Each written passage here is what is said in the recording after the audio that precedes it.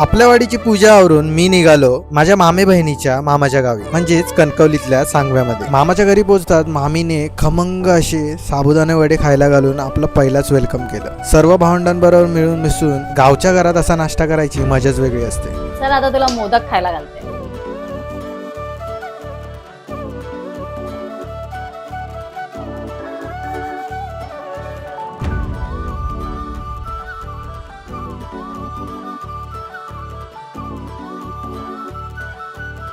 चल तुला आता मी पनीर खायला घालते.